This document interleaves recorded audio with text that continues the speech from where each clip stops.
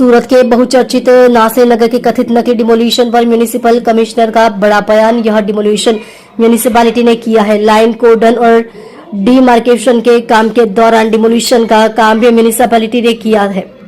इस मामले को लेकर हाई कोर्ट में एक पिटीशन है, इसलिए इस पर और बात करना ठीक नहीं है। उस पिटीशन में म्यूनिसिपैलिटी भी शामिल है।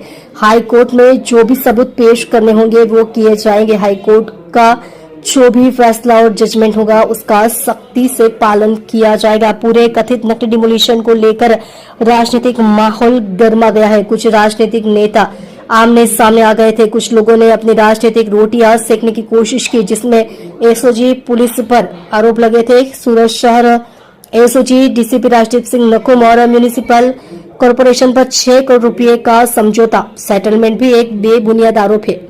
म्युनिसिपल कमिश्नर सर नमस्कार, હું એમ નાગરાજન, સુરત મહાનગરપાલિકાના મ્યુનિસિપલ કમિશનર શ્રી।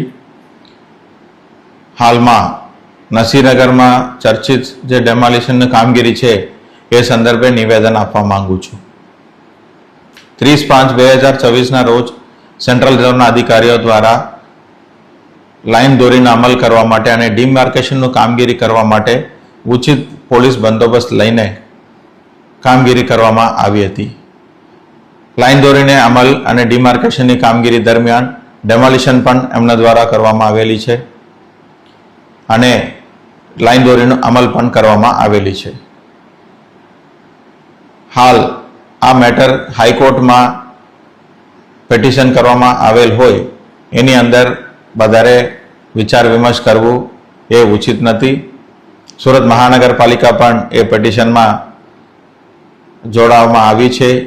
તો એના માટે જે પણ કાયદાકીય પ્રક્રિયા કરવાનું હશે કોર્ટમાં રજૂ કરવાનું રહેશે, વિગતો એ બધું રજૂ કરવામાં આવશે અને હાઈકોર્ટનો જે પણ નિર્ણય હશે, ચુકાદો હશે એને ચુસ્તપણે પાલન કરવામાં આવશે।